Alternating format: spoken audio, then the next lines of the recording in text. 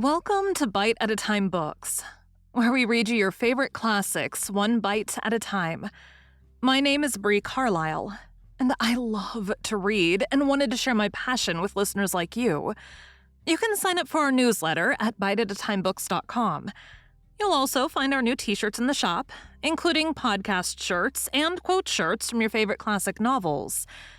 Be sure to follow my show on your favorite podcast platform so you get all the new episodes. We're part of the Bite at a Time Books Productions Network.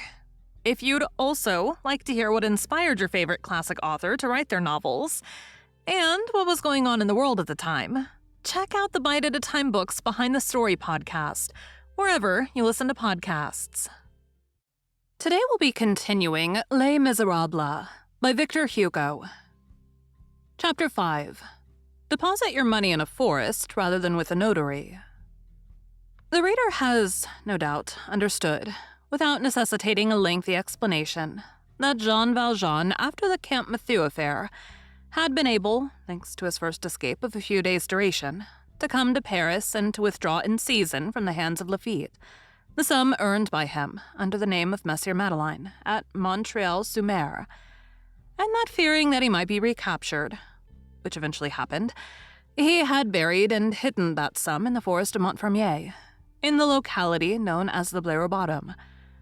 The sum, 630,000 francs, all in bank bills, was not very bulky, and was contained in a box. Only in order to preserve the box from dampness, he had placed it in a coffer filled with chestnut shavings. In the same coffer, he had placed his other treasures, the bishop's candlesticks. It will be remembered that he had carried off the candlesticks when he made his escape from Montreal-sur-Mer.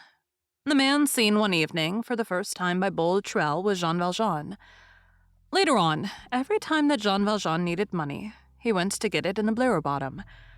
Hence the absences which we have mentioned. He had a pickaxe somewhere in the heather, in a hiding place known to himself alone. When he beheld Marius convalescent, feeling that the hour was at hand when that money might prove of service, he had gone to get it.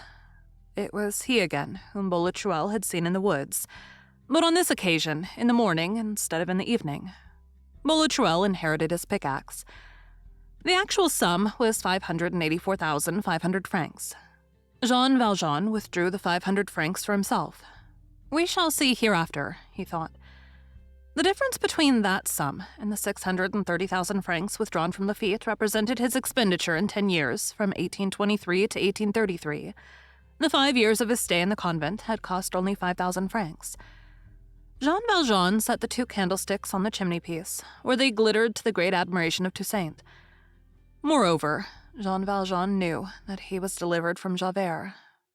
The story had been told in his presence, and he had verified the fact in the Monture, how a police inspector named Javert had been found drowned under a boat belonging to some laundress between the Pont au Change and the Pont Neuf, and that a writing left by this man, otherwise irreproachable and highly esteemed by his superiors, pointed to a fit of mental aberration and a suicide.